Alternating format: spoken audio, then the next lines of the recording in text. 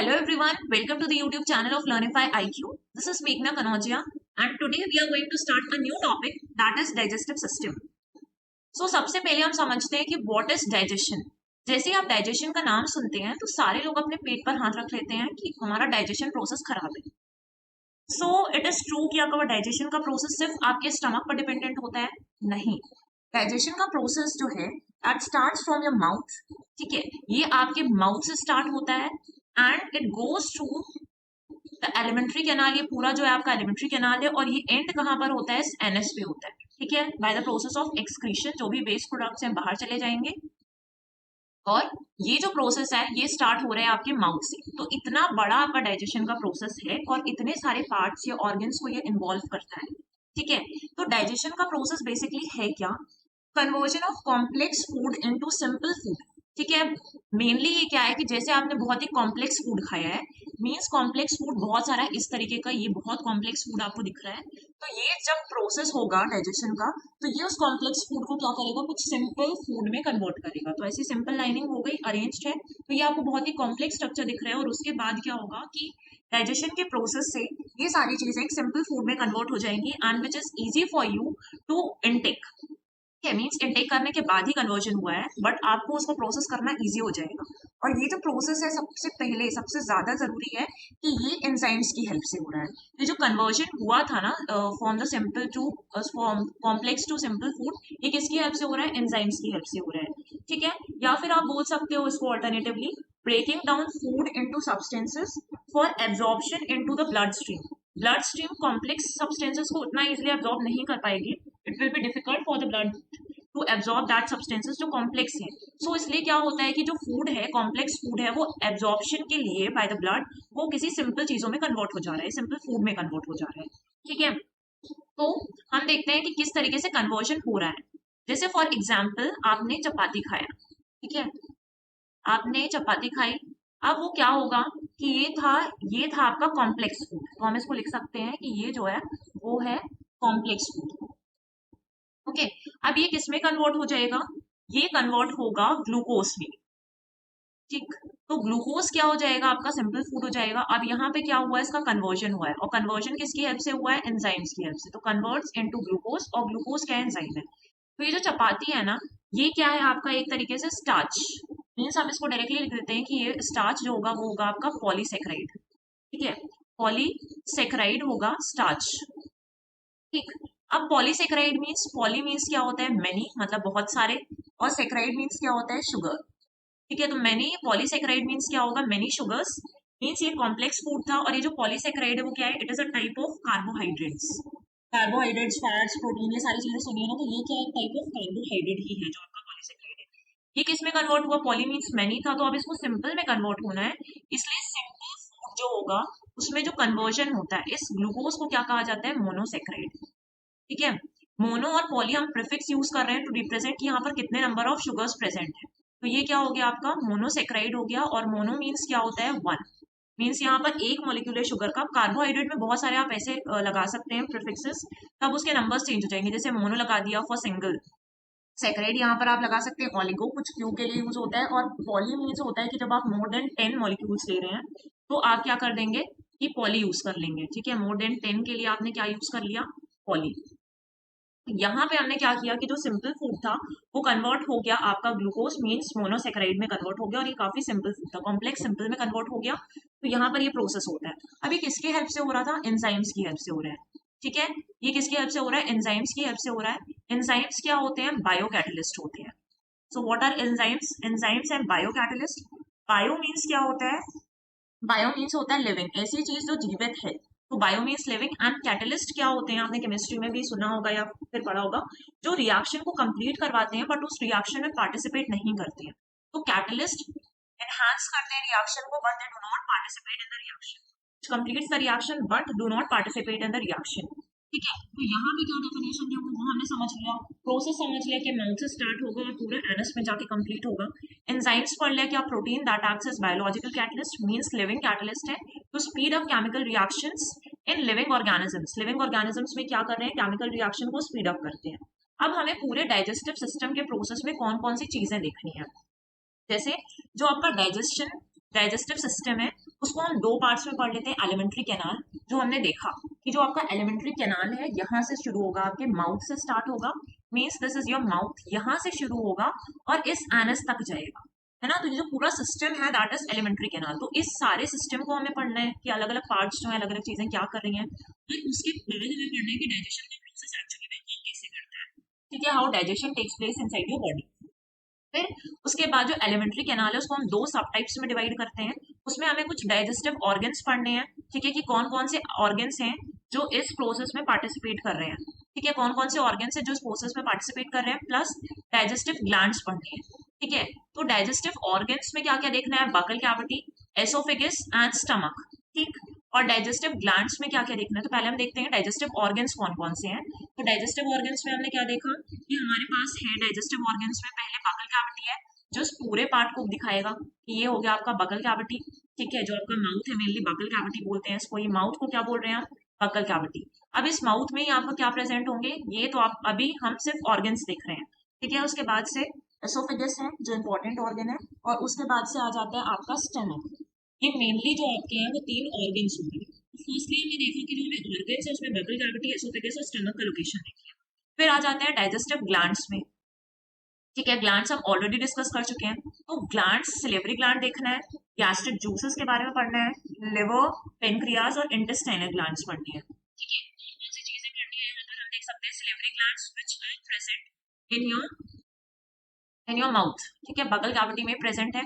फिर हमें किस किस के बारे में पढ़ना है, तो हमें देखना है गैस्ट्रिक ग्लैंड्स के बारे में। जो गैस्ट्रिक ग्लैंड्स हम देखेंगे स्टमक में प्रेजेंट है, कौन कौन से गैस्ट्रिक ग्लैंड्स है, ठीक है, यहाँ पर इसका लोकेशन गैस्ट्रिक ग्लैंड्स, यहाँ पे देखेंगे कौन कौन से गैस्ट्रिक ग्लैंड्स है।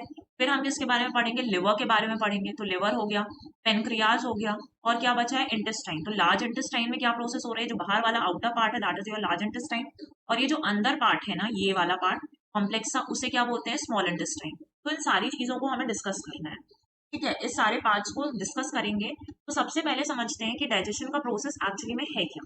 तो जो डाइजेशन का प्रोसेस है ये कैसे होता है, it gets complete in 5 steps.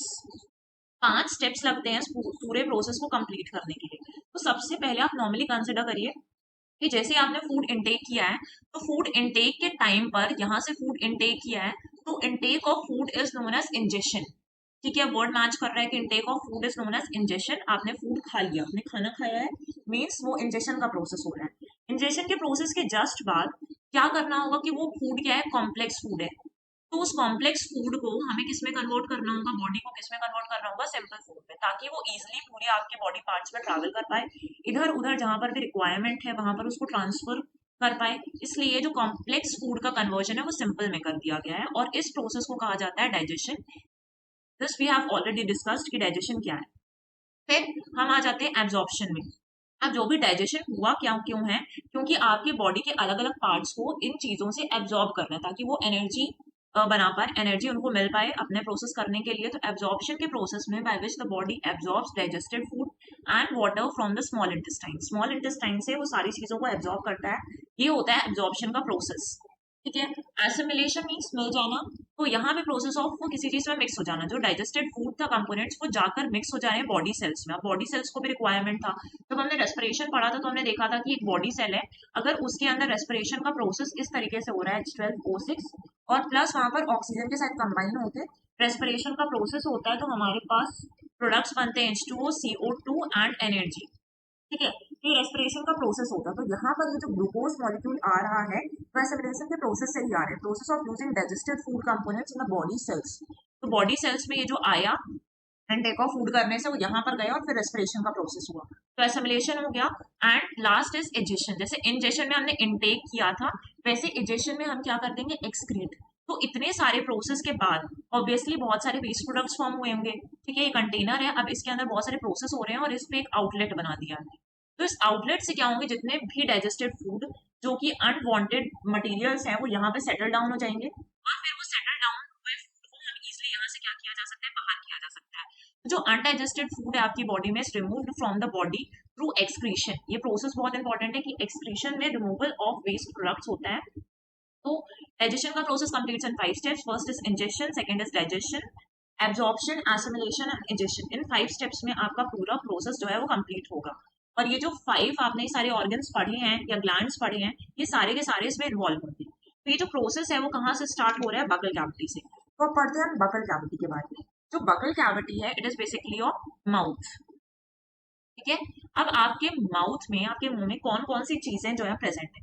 सबसे पहले टीथ है, तो टीथ होगा, टंग होगी और सेलेब्री ग्लैंड्स। इन तीनों का रोल कॉल रहेगा इसमें कि जो आपका डाइजेशन का प्रोसेस करवाने में यहाँ से शुरू हो रहा है, तो टीथ भी होंगे। टीथ किस लिए टीथ किस लिए इंपॉर्टेंट है? कि आपने कोई भी चीज च्यू की है।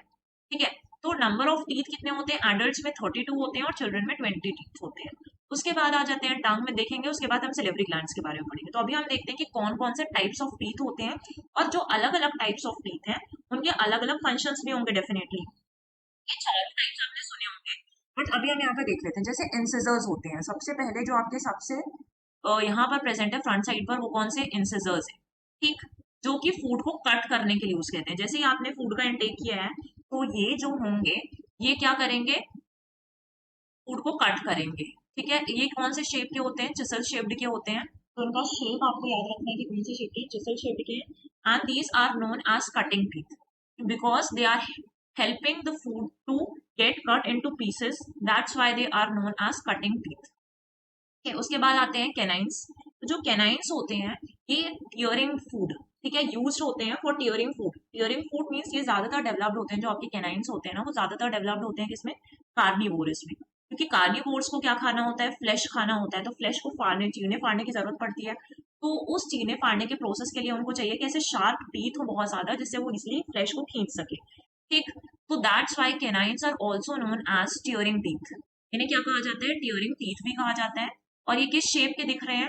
तो जो आपके कैनाइंस होते हैं वो डैगर शेप्ड के होते हैं। ठीक है, जिस तरीके से डैगर से आप खोदते हैं ना मिट्टी, तो डैगर शेप्ड के होते हैं। और क्या it is more developed in carnivores and it is less developed in humans. Humans में लेस डेवलप्ड होंगे, इतना ज्यादा डेवलप नहीं होंगे। फिर आता है प्रीमोलर्स। तो प्रीमोलर्स और मोलर्स, ठीक है, प्रीमोलर्स किस लिए होते हैं? Crushing and grinding teeth. Crush किया बहुत छोटे छोटे पार्ट में और ग्राइंड किया, उसको मिक्स, एकदम मिक्सचर जैसे ग्राइंड कर लिया है। और यूज, जो मोलर्स हैं, यूज फॉर च्यूइंग, चबाने के लिए, और ग्राइंडिंग फूड, फूड को ग्राइंड करने के लिए यूज होते हैं। तो जो प्री मोलर्स और मोलर्स हैं, इन दोनों को ही हम क्या कहते हैं? They are known as grinding teeth. क्या कर रहे हैं? पावर प्रोसेस कर रहे हैं, ग्राइंड करने का। That's why these are known as grinding teeth, और also known as cheek teeth. ठीक है, तो अब इसको और क्या कहते हैं? चीक टीथ भी कहते हैं। यहाँ पे लिख देते हैं, चीक में प्रेजेंट होते हैं आपके गाल के नीचे, इसलिए इसको क्या कहा जाता है? चीक टीथ भी कहा जाता है। तो हमने 4 टाइप्स देखे और इनके शेप्स भी देख लेते हैं। ये प्रीमोलर्स हैं, कुछ इस तरीके से दिखेंगे। तो सबसे फ्रंट में आपके इंसिजर्स हैं, उसके बाजू में आपके जो साइड में होंगे वो कैनाइन होगा। उसके बाद आते हैं प्रीमोलर्स, और सबसे लास्ट में जो ऐसे वाले टीथ होंगे, देखे होंगे आपने, ये कहाँ पर दिख रही है? लास्ट में। तो उन्हें क्या कहेंगे? मोलर्स। तो 4 टाइप्स देखे incisors, which are known as cutting teeth, canines which are known as tearing teeth, and it is less developed in humans but more developed in carnivorous. फिर आते हैं मोल, प्री मोलर्स, एंड देन आते हैं आपके molars. ये 4 types देखे हमने। इसके बाद नेक्स्ट है कि टीथ की प्रॉपर्टीज देख लेते हैं। ठीक है, टीथ में क्या क्या चीजें होती हैं। तो फर्स्ट प्रॉपर्टी है डायफायोडोंट। डायफायोडोंट मीन्स क्या होता है? कि they develop toys in life. ठीक है, टॉयज इन लाइफ तो डेवलप हो रहे हैं आपके, ये याद रखना है। डाई मीन्स टू होता है, ठीक है, डाई, ट्राई, ऐसी चीजें पेंटा हम यूज करते हैं। तो यहाँ पे क्या हो जाता है? Di means toys. अब ये टॉयज इन लाइफ डेवलप्ड हो रहे हैं, और यहाँ पे क्या रहेंगे? टू, मेनली ये 2 सेट्स ऑफ टीथ के लिए हम डाई यूज करते हैं। 2 सेट्स ऑफ टीथ आते हैं आपकी पूरी लाइफ में, मतलब 2 बार डेवलपमेंट होता है। जो 2 सेट्स ऑफ टीथ हैं उनको क्या कहते हैं हम? Deciduous, deciduous, and second one is permanent. ठीक है, डेसिडियस ट्रीज सुने होंगे, deciduous forest which once shed leaves. ऐसे ट्रीज होते हैं जो एक बार साल में अपनी लीव्स को शेड करते हैं। तो डेसिडियस मीन्स ऐसे टीथ होंगे यहाँ पर जो एक बार आपके गिर जाएंगे, हट जाएंगे, और उसकी जगह पे क्या होगा? परमानेंट टीथ आ जाएंगे। तो इसलिए हम डायफायोडोंट वर्ड यूज करते हैं। सबसे पहले जब बच्चा होता है, तो बच्चे के होने के टाइम पर उसके टीथ नहीं होते हैं। डेवलपमेंट कब होता है? जब वो 6 मंथ्स का हो जाता है, तब उसका टीथ का इमर्जेंस स्टार्ट होता है। तो emergence of teeth starts at the age of 6 months, वहां से हुआ। और वो 6 साल का हो जाता है, मीन्स 6 मंथ से लेकर 6 ईयर्स तक पूरा उसके जो टीथ होते हैं वो 20 टीथ इमर्ज हो जाते हैं। हमने देखा कि चिल्ड्रन में कितने टीथ थे? 20 टीथ का इमर्जेंस हो जाता है। फिर अब जब वो 6 to 13 ईयर्स का हो जाएगा तो replacement of milk teeth starts by permanent teeth. तो इस एज में 6 to 13 की एज में अब क्या होगा, रिप्लेसमेंट होने लगेगा मिल्क टीथ का, और उसके जगह पे क्या हो जाएंगे, जो आपके दूध के दांत होते हैं उसका रिप्लेसमेंट होता है किससे, परमानेंट टीथ आ जाते हैं, जो आपके लाइफ लॉन्ग वही टीथ रहेंगे, उसके बाद वो चेंज नहीं होंगे। तो यहाँ पर आ जाता है हेट्रोडोंट। हेट्रोडोंट सेकेंड प्रॉपर्टी है। हेट्रो मीन्स क्या होता है, डिफरेंट। हेट्रो मीन्स होता है डिफरेंट। तो टीथ्स हैव डिफरेंट शेप्स। अभी हमने देखा इंसिजर्स का शेप डिफरेंट था, प्री मोलर्स, मोलर्स, कैनाइन्स, इन सबका शेप डिफरेंट था, और उनके फंक्शंस भी हम देख चुके हैं कि हर एक टीथ अलग अलग फंक्शन परफॉर्म कर रहा था। तो heterodont teeth are specialized for different eating habits. जैसे आपको कभी कुछ खाना है, कभी आपको कोई और फूड खा रहे हैं, फ्लैश मतलब आप नॉनवेज खा रहे हैं, तो अलग अलग चीजों के लिए ये अलग अलग टीथ स्पेशलाइज्ड है। ईटिंग डिफरेंट ईटिंग हैबिट्स, जैसे कैनाइन्स कार्निवोरस में कैनाइन्स काफी डेवलप्ड है, तो उनकी ईटिंग हैबिट्स डिफरेंट है, इसलिए सारी चीजें अलग अलग है। फिर आ जाता है थीकोडोंट। थीकोडोंट मीन्स क्या होता है, एम्बेडेड इन जॉ सॉकेट्स। जो आपके टीथ है वो आपके जॉ सॉकेट्स में इस तरीके से एम्बेडेड है। ठीक। तो a type of dentation means एक stage है where the base of the tooth is completely enclosed in the deep socket of bone। जो deep socket of bone है उसमें completely ऐसे फंसे हुए हैं आपके teeth। ठीक है, ये आपके teeth है और इस socket में वो एकदम से adjusted है। ठीक, और वो कहाँ पर एडजस्टेड है, जैसे एनेमल होता है, tooth enamel is the hard shiny white outer layer of teeth. ये hard shiny and white outer layer होता है आपके टीथ का, और ये ह्यूमन बॉडी का हार्डेस्ट सब्सटेंस भी है। It is the hardest substance in the human body and enamel protects teeth from physical forces. जो फिजिकल फोर्सेस हैं, अगर कोई थर्मल फोर्सेस हैं, ठीक है, उससे भी आपको बचाता है। जो केमिकल फोर्सेस हैं उनसे भी ये प्रोटेक्ट करता है। जो भी रिएक्शंस ये सारी चीजें हो रही हैं तो फिजिकल फोर्सेस से बचाएगा। थर्मल फिजिकल फोर्सेस, जैसे किसी ने मारा वगैरह, तो ये टीथ जो होते हैं, एनिमल आपको प्रोटेक्ट करके रखता है टीथ को। और फिर थर्मल फोर्सेस से बचाता है, केमिकल फोर्सेस से भी प्रोटेक्ट करता है। तो 3 प्रॉपर्टीज ऑफ टीथ बहुत इंपॉर्टेंट है। ठीक है, इसके बाद हम नेक्स्ट समझते हैं dental formula.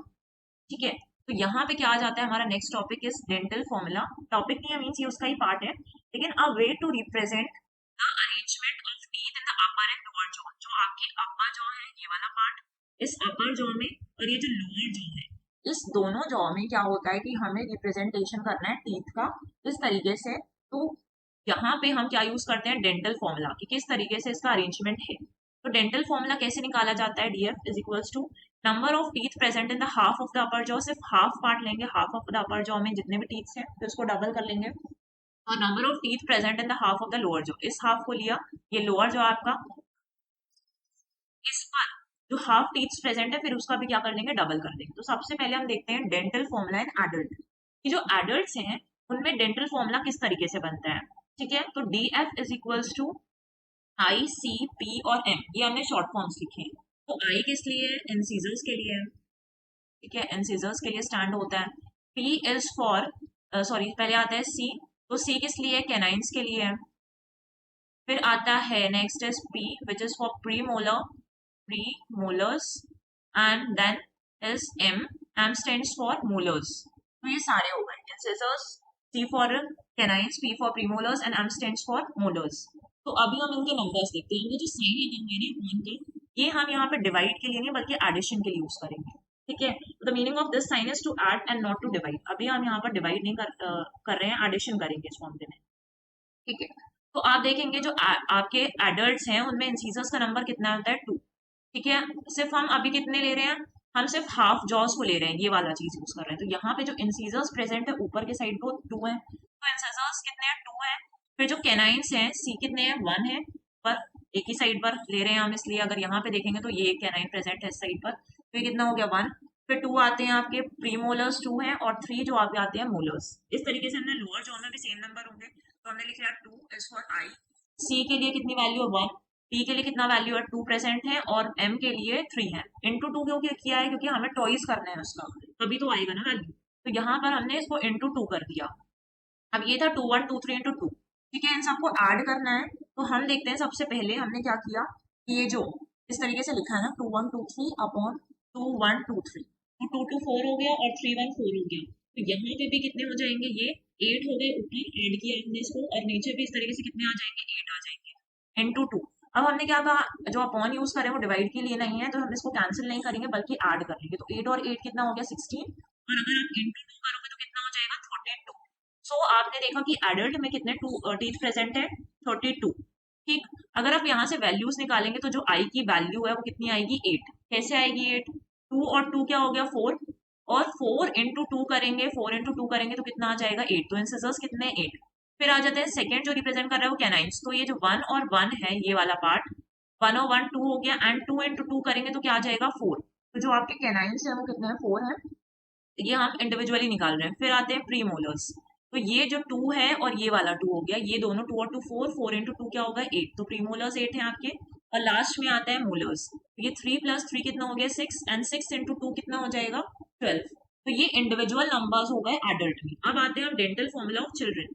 Dental formula in children देखते हैं, जो कि क्या होगा ICPM, same incisors canines premolars and molars. और इसको हमने अपॉन में कर दिया, ये वाली चीज है, इंटू 2। अब यहाँ पे जो इंसिजर्स के नंबर है, आई जो इंसिजर्स पहले कितना है वो 2 है, यहाँ पे 2 है, ठीक है। कैनाइन्स प्रेजेंट होते हैं बच्चों में 1, सिर्फ हाफ, ऐसे हाफ पार्ट की बात कर रहे हैं, ठीक है। फिर इसको ट्वाइस डबल कर देंगे। और उसके बाद सिर्फ प्रीमोलर्स कितने हैं 0, यहाँ पर आप 0 देख सकते हैं। और एम कितना है आपके पास 2 है, तो एम अभी कितना है 2 है। फिर हम फाइनली देखेंगे कि जो अलग अलग वैल्यूज हैं एक्चुअली में वो डिफर कर जाएंगी, है ना, बाद में कि कितने हैं एक्चुअली में टोटल नंबर, ये देख लेते हैं।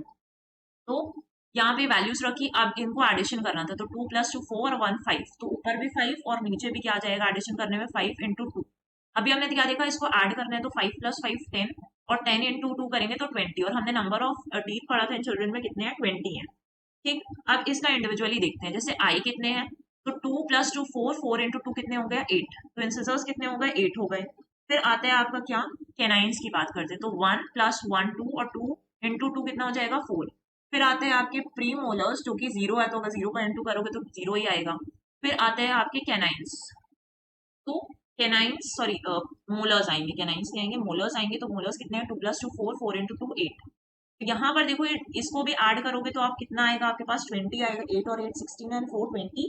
यहाँ पर भी आपने क्या किया 8 and 16, 8 and 8 16, 16 and 12, and 12 plus 4 आपने किया तो कितना आ जा रहा है 32 आ जा रहा है, ठीक है। तो ये हो गया dental formula in adult and dental formula in children. हमने देख लिया कि एडल्ट्स में 32 टीथ है, उसको हमने कैलकुलेट कर लिया। चिल्ड्रन में कितने टीथ है, इतने सारे टीथ है, हमने भी उसको कैलकुलेट कर लिया। तो children do not have premolars. Children में क्या होंगे प्रीमोलर्स नहीं होते हैं, ये हमने देखा कि उनमें प्रीमोलर्स क्या थे एब्सेंट थे, 0 था ना। And the last molars to erupt in humans are wisdom teeth. जो सबसे लास्ट में मोलर्स इरप्ट होते हैं ह्यूमन बींग्स में, उनको क्या कहा जाता है, लास्ट के जो 4 मोलर्स होंगे उनको कहा जाता है विजडम टीथ। उनको क्या कहा जाता है wisdom teeth, and also known as third molars, या क्या क्या कहते हैं थर्ड मोलर्स कहते हैं, ठीक। तो ये हो गए थर्ड मोलर्स।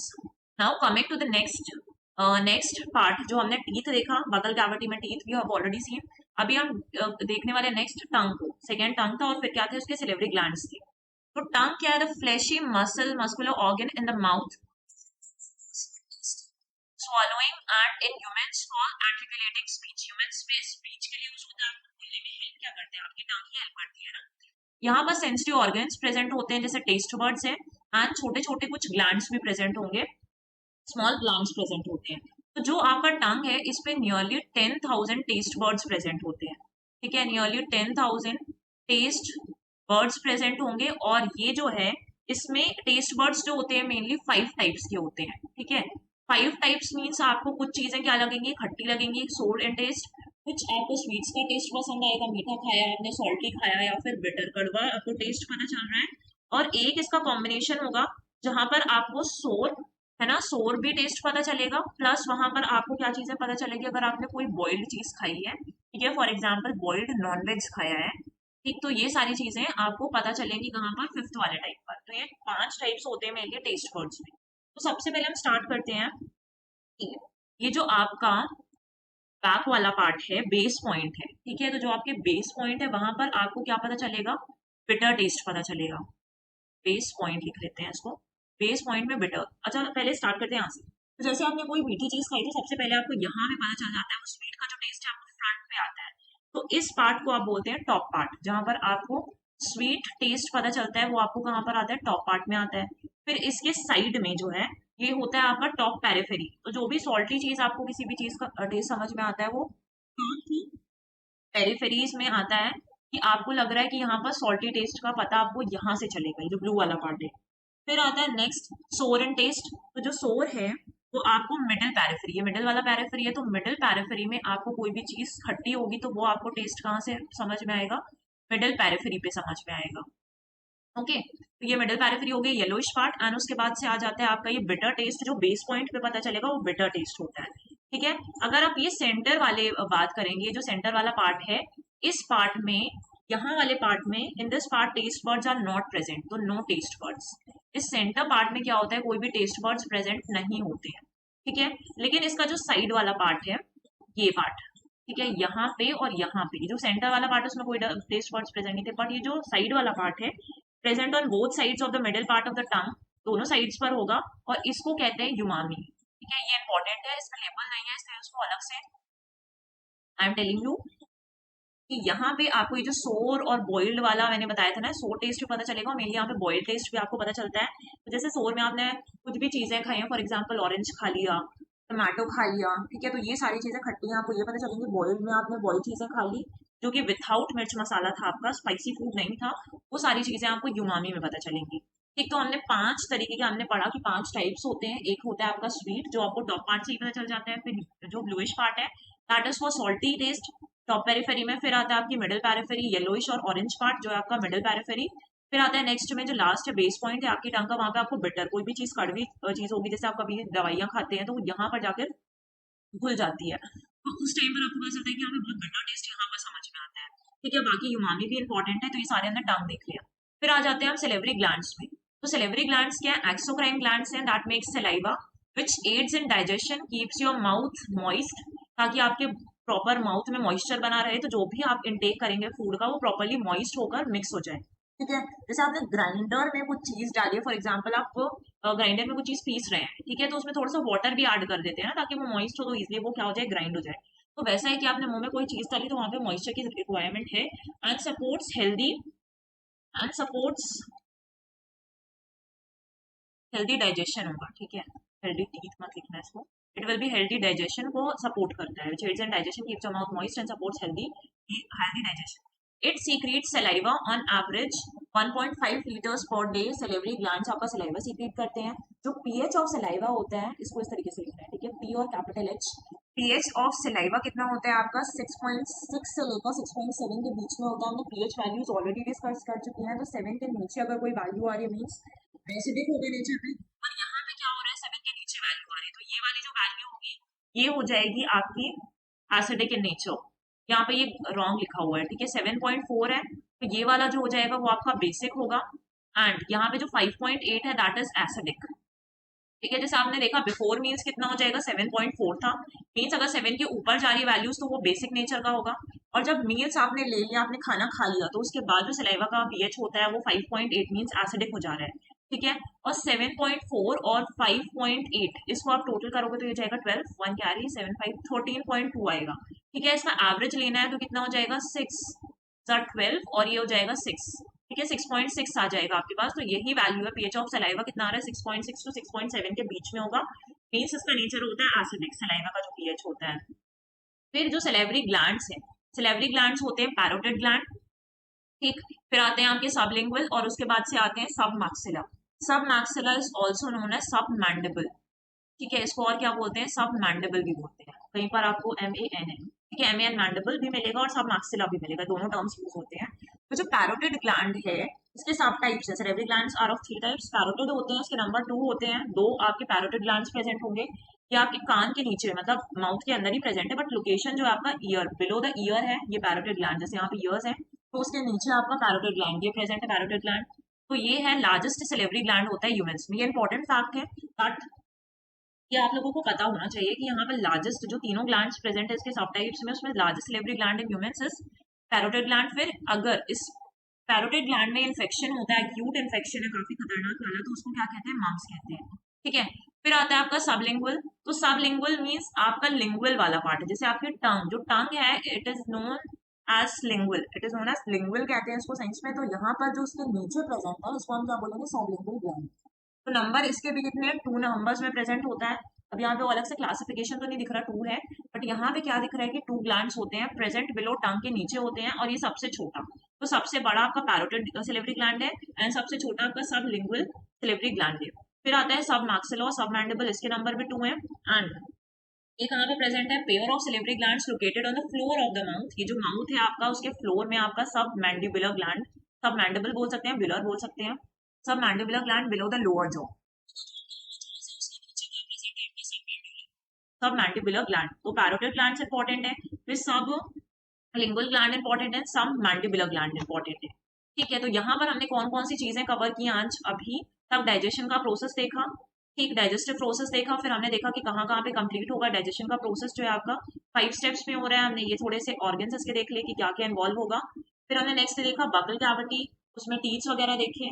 उसके बाद हमने देखा कि प्रॉपर्टीज ऑफ टीथ देखी। Then we have seen about tongue.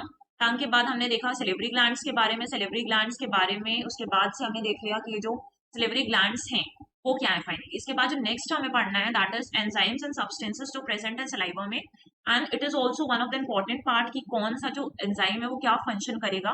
But this we will see in the next lecture. आज हमने इतना कंप्लीट कर लिया है, जो रेस्ट ऑफ द चीजें हैं वो हम देखेंगे अपने नेक्स्ट लेक्चर में। So thank you everyone and we will meet in the next lecture.